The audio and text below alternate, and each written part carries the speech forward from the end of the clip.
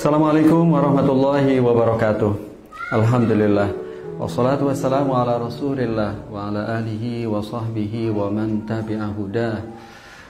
Rabbi syrah lana sudurana wa yassir lana umurana wahlul 'uqdatam min lisanina yafqahu qawlana. Allahumma ij'al jam'ana hadza jam'an marhuma wa tafarruqana min ba'dihi tafarruqan ma'suma.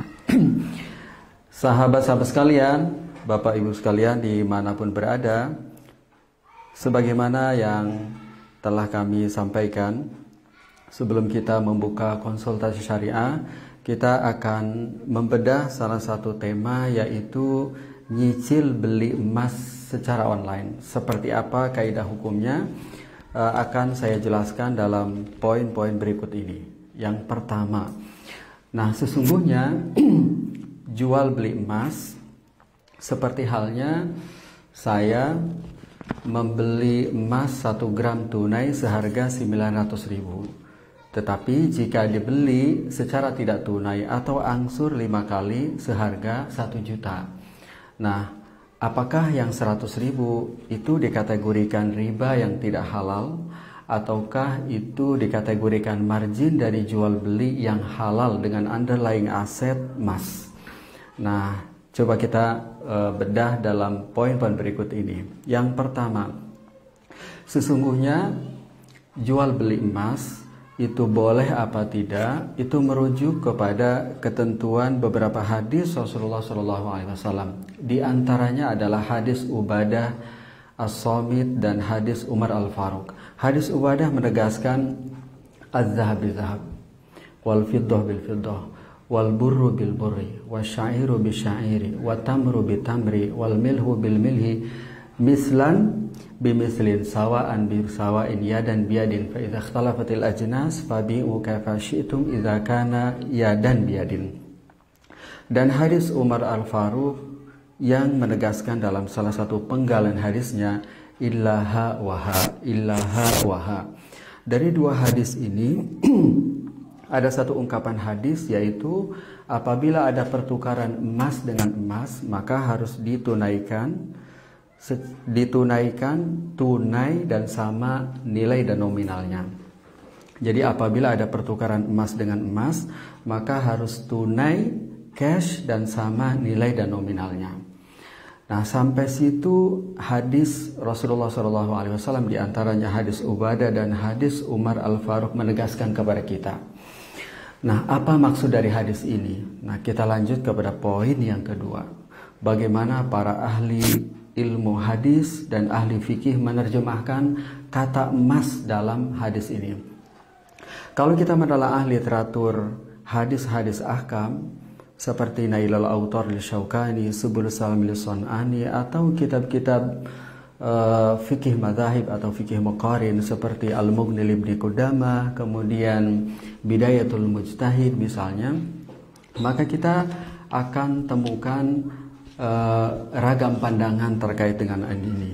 Disimpulkan ada dua pandangan. Yang pertama adalah menurut sebagian ulama, diantaranya Al-Zahiriyah, menyimpulkan bahwa yang dimaksud dengan emas dalam hadis tadi itu adalah ketentuan. Oleh karena itu, apabila yang diperjualbelikan itu emas dengan emas, maka itu harus tunai dan sama. Menurut mayoritas ulama, diantaranya ulama Malikiyah, ulama Syafi'iyah, Ibnul Qayyim, Ibnu Taimiyah, berkesimpulan bahwa yang dimaksud oleh Rasulullah itu bukan emasnya, tetapi yang dimaksud adalah keberadaannya sebagai alat pembayaran, sebagai alat tukar, sebagai mata uang. Atau dalam ungkapan Ibn Rushd dalam kitab Bidayatul Mujtahid, ru'usan lil athman, qiyaman lil mutlafat.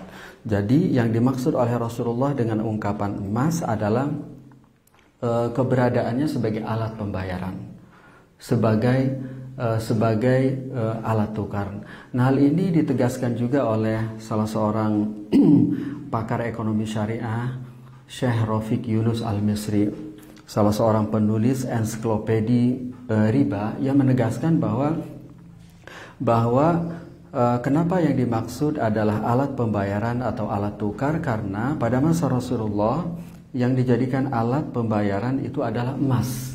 atau dinar dan dirham. Sedangkan al-umlah al-muwahhadah al-islamiyah itu baru diberlakukan pada masa Abdul Malik bin Marwan.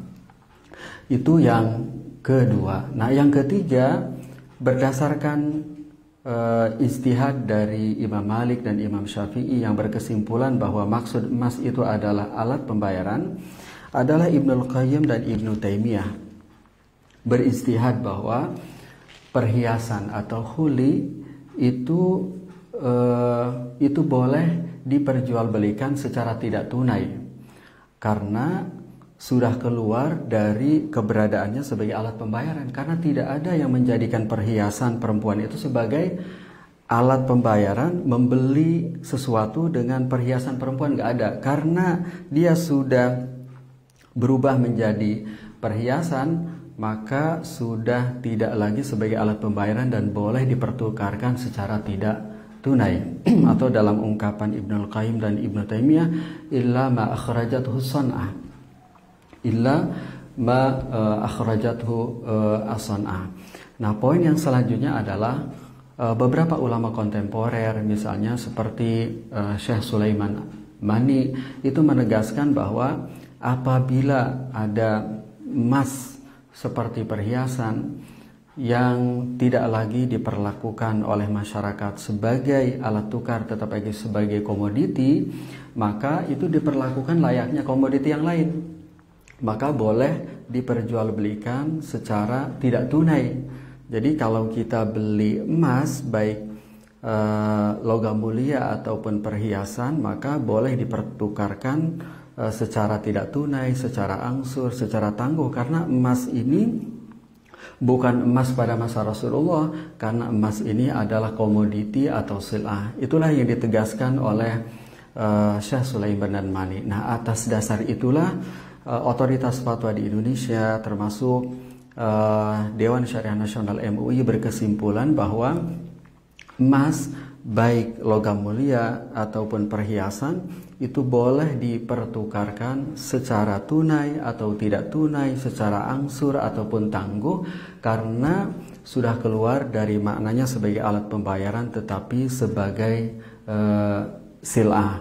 Dan itu merujuk kepada uruf atau kelaziman atau pandangan masyarakat pada umumnya bahwa emas baik logam mulia ataupun perhiasan itu tidak lagi ditreatment, dipandang oleh masyarakat sebagai alat tukar tetapi sebagai komoditi. Nah, demikian sahabat-sahabat sekalian kajian pembuka tentang